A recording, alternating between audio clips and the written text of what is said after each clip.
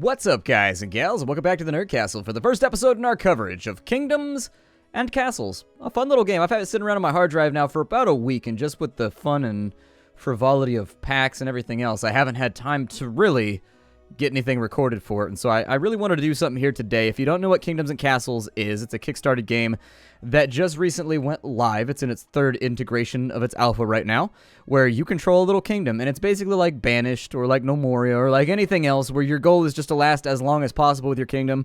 A little bit of forewarning, I am bad at this game, so if you're looking for like top tier gameplay or whatever, this is not going to be that channel. You've been warned, so please feel free to tell me how terrible I am, but my response will be, yeah, you know, I warned you.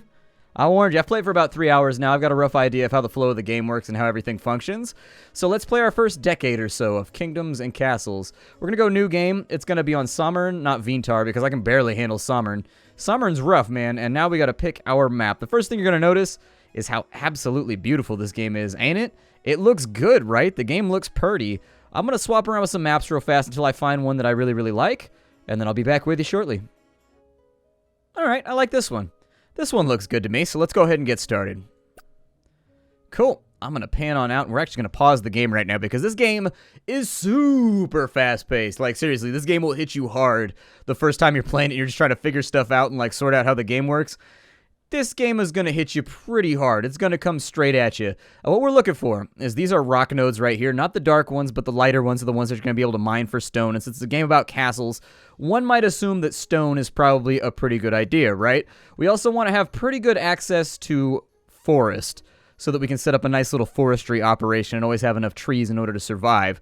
So I'm going to pick a spot that's right about here, and I'm going to optimize this spot to hopefully knock out some of these trees too. The other thing you want to be careful about is if you look at the ground, you'll notice that they are different shades of green. This is going to be important because barren land, like this one right here, cannot support fields or farms or anything else.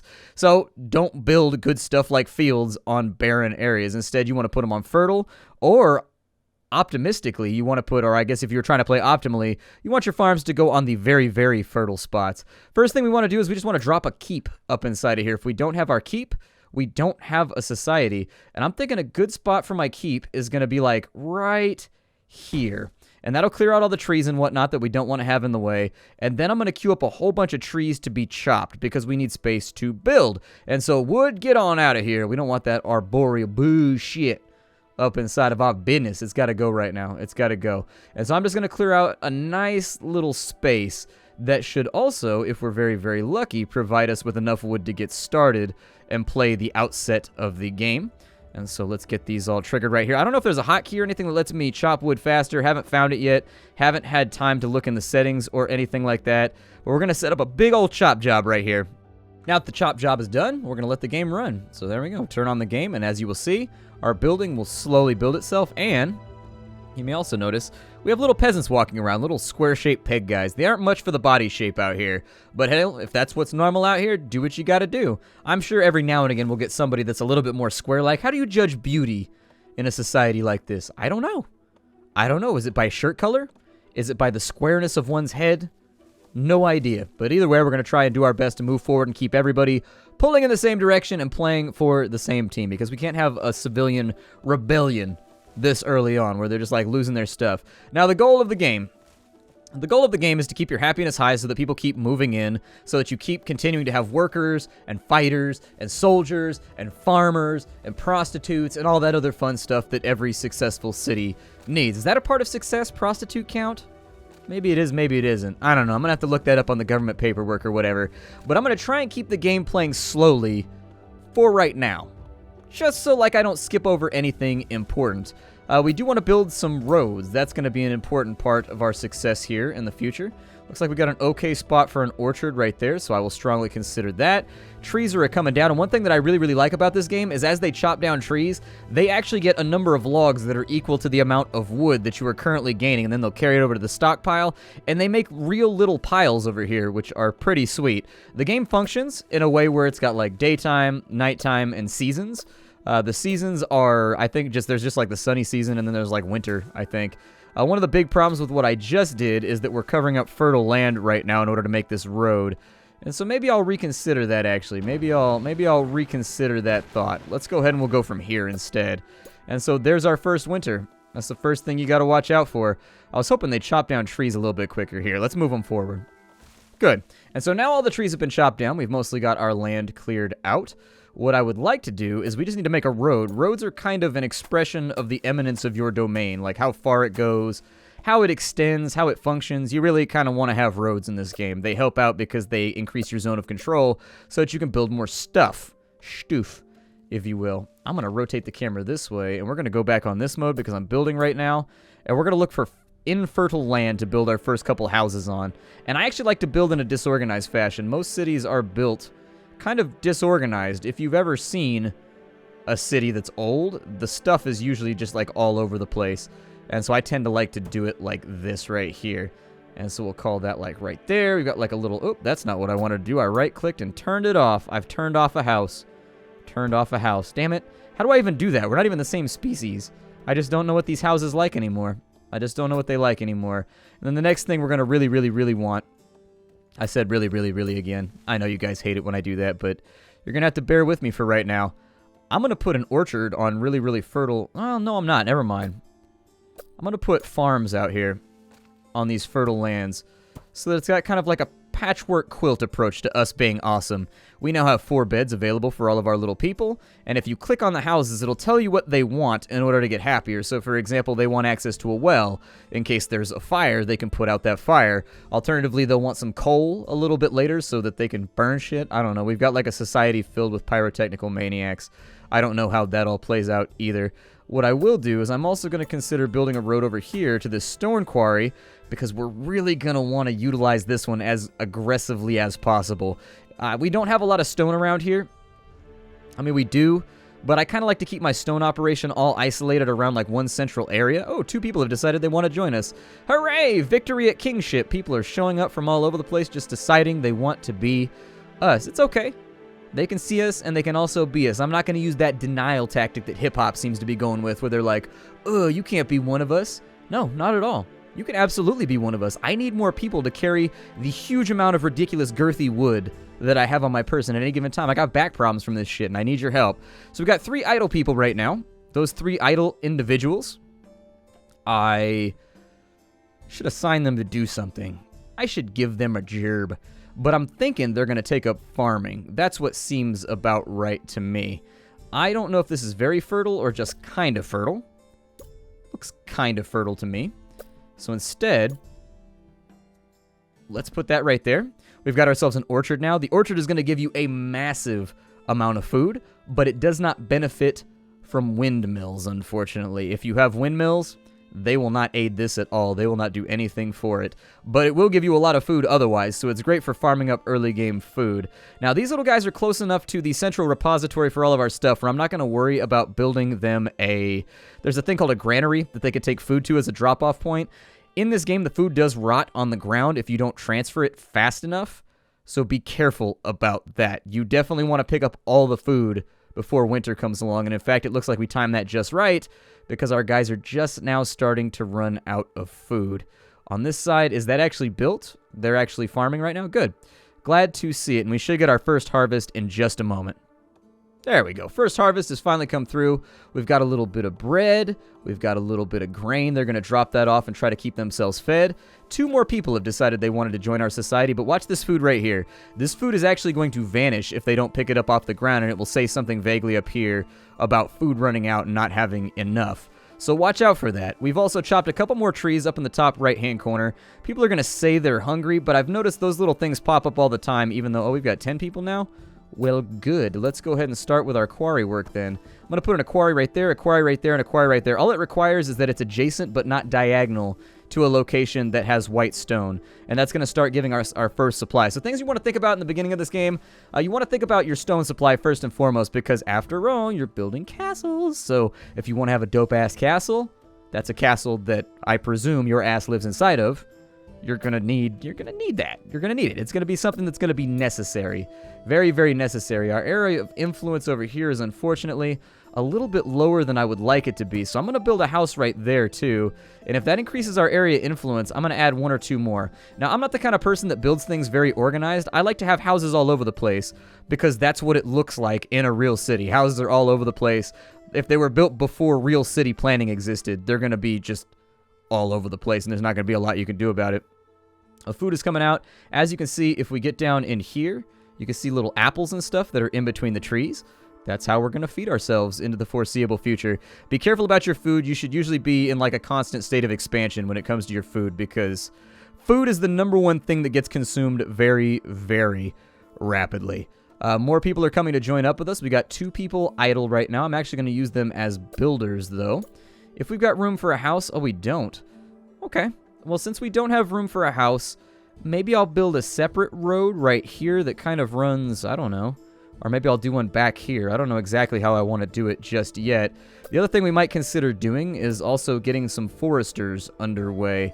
Although, once again, I'm going to have to expand my area of influence in order to do that. Let me slow the game down real fast, because I have a tendency to play this game and let it get ahead of me on accident. We're going to go full on with our roads over here, because I would like to expand my area. We're just going to take that on over to there, and that's going to give me a lot more space to build with. I will be using this fertile land over here and these little spots in order to make maybe a granary, or I'm sorry, a windmill right here, a couple houses, just things to scatter along that side. If we are at maximum folks right now, is that road done? And how is our food looking? Our food is just kind of barely pulling through. That's all right, because we've got a lot of fertile land, to work with, and so since there appears to be a lot of subtle nutrients hiding beneath the soil, I'm going to get that going. We also want to build a granary because it increases the amount of food that we can store in the off chance that you get a nasty winter or an invasion. Oh, that's right. There are invasions. There are people out here who really want to hurt you. They're excited about the prospects of making you hurt as much as possible. We're going to put a forester right there. We're going to put a forester right here. And then actually, I'm going to tell them to chop that so that I can turn the road right here and have it come back and over. And so far, I'm pretty happy with the way our little town works. Now, right now, I can't see what any of our stuff is going to look like, but I'm going to try and mash my way through. I can't see whether the granite is fertile or whatever without clicking on it, and so we're going to have to take a little break for just a moment. However, we are whittling through our wood pretty rapidly, and so it's going to be important that we get these foresters up and running as soon as possible, that ASAP rockin'. Now, until they get done with all the construction jobs, nobody will actually assign themselves to be a forester. So don't panic if you build a forester and, like, nobody goes to work there. It's because there's active work queues open, and so until they finish all the buildings, they're not going to mess around with anything else. With our hovels, I'm going to suggest we put another one in right there. I think that looks like a glorious spot for a hovel. And that looks like a pretty good spot, too. And for now, we're probably going to want to bide our time. We've already been through 6 years right now. Time, it travels very, very quickly in this area. Time travels like it's got a time machine, like a flux capacitor is hooked up to its asshole. And so time goes quickly in this game. Be aware. It will get away from you. We shouldn't have to worry about, like, our first attacks coming through until possibly, like... Oh, I don't know. I don't think our first attacks are going to come through until like year 10 or year 14 or in there somewhere. You might see our first attack in this episode, but I'm going to focus on getting beds up and ready to go so that we can get further workers. We had to turn away 4 people right there because there just wasn't enough places to live. The other thing we want to consider is the accessibility of a well. And that looks like a really good spot for a well because it gives you a coverage zone. If you look right there with those little ticker tape lines or whatever the hell those are, those little hash lines, those are going to tell you where they can run water to from that well. And so I think that's a good spot for it. A really good spot for it. I will consider putting a granary in right here because there is barren land on that side. For the granary, though, it's going to require us 15 trees, and we just don't have the wood to get by at the moment. Let's go ahead and speed the game up because we're not able to build anything, we're not able to do anything, and I'm not in the business of boring you. And now that we've picked up a couple more civilians, so it's been about 30 seconds since the last time we were in here. We got ourselves 4 idle people, which is what you want to see because idle people will actively seek out jobs that they can do, like woodcutter. And so you can see them right there. If you want to know what the output of these are, 16 per year. Not that good, all things considered, but I'm going to chop right here, and I'm going to put in another forestry lodge right here on this side.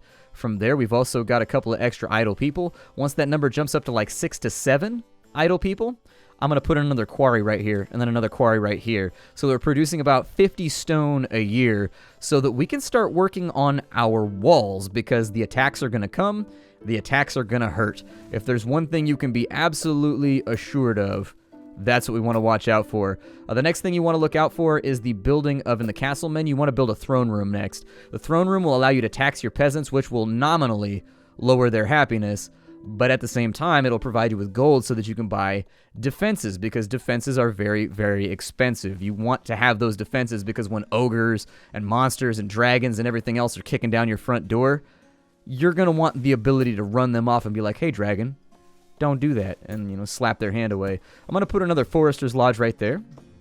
And we are slowly picking up new civilians. Sorry about that. I had a cat attack in there. He was destroying all my stuff. Now, we are going to need more food as we get more people. That seems like an obvious thing that I shouldn't have to say, but you still have to say it. You still have to say it, because if I don't say it in the video, people will be like, what about food? Are you sure that's the way that it works? And I will be like, yes, indeed. YouTube audience, that is the way that it works.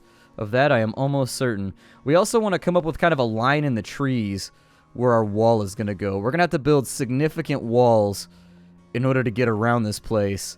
Although, that's one of the reasons I picked where we did, is because we actually have some nice natural rock in here that's going to protect us.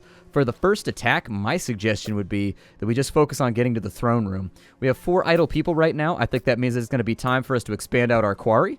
Make that happen. If you want to rotate buildings, you just use the middle mouse scroll. It's easy peasy lemon squeezy.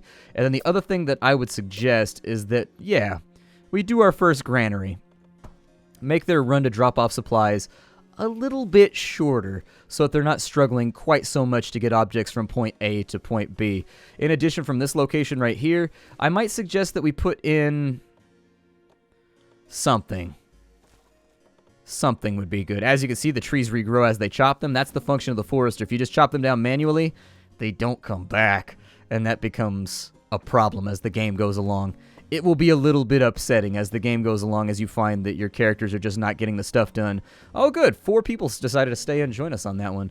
Very, very nice. I'm not used to playing the game at this slow of a rate. Normally I have it cranked up to like 3 times, but I think it helps me focus and make sure that I'm not wrecking shit up that normally I would be paying attention to if I was playing by myself and not doing commentary.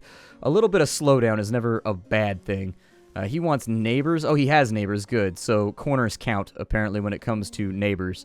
I will probably drop a house in right here then, too, just so they get the neighborly bonus. So there it is. They've got their own little buildings over here, and I like the look of it so far. It's a little chaotic. It's a little off, but at the same time, we're getting it done. I'm going to build my throne room now. And so with the throne room is going to allow us to tax our peasants, which I had talked about previously already. I'm not really going to do anything with the land right here.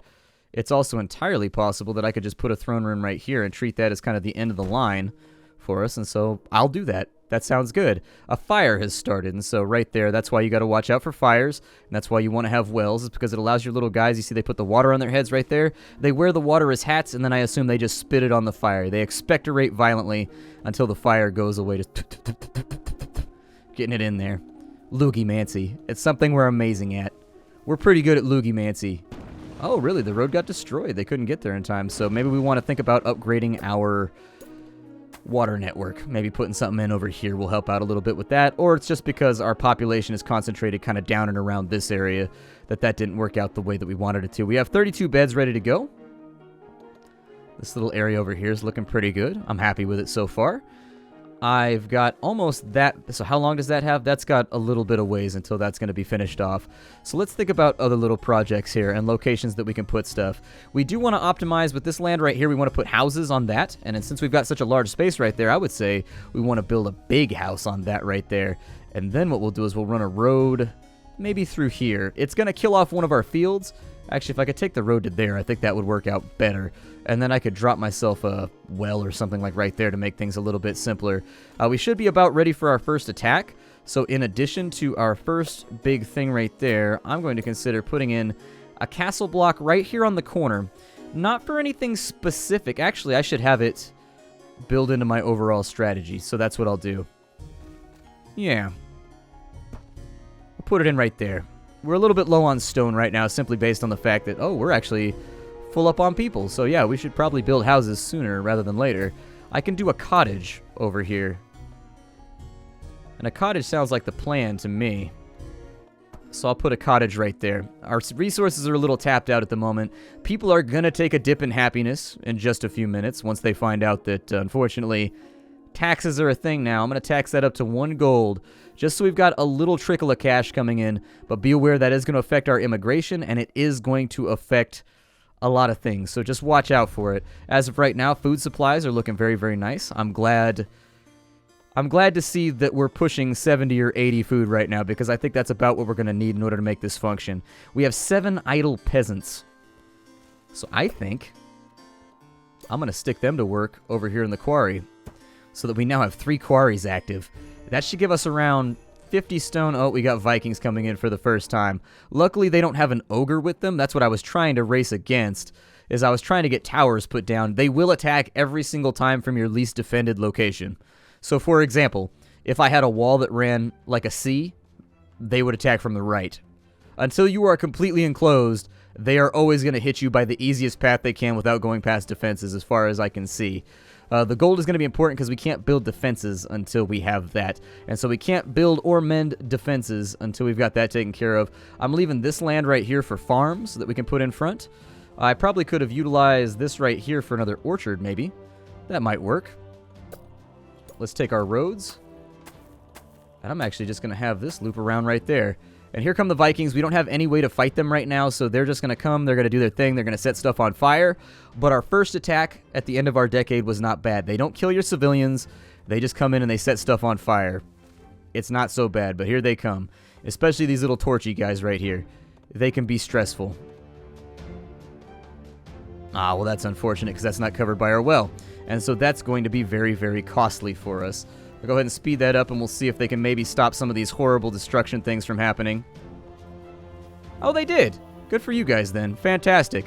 You guys are champs. Well done. And once the Vikings decide they've had enough pyrotechnics for the day, they will piss off back to wherever it is that they have come from.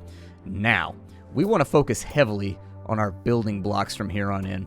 And so I just want to get us covered by a wall before we do anything else. And so let's just keep these walls expanding. Outward building is good.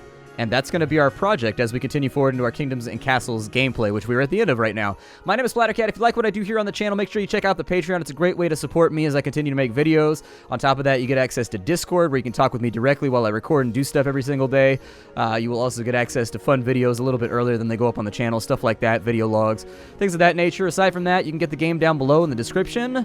Thank you for stopping on in, and I will see you in the next episode of Kingdoms and Castles. Bye, everybody.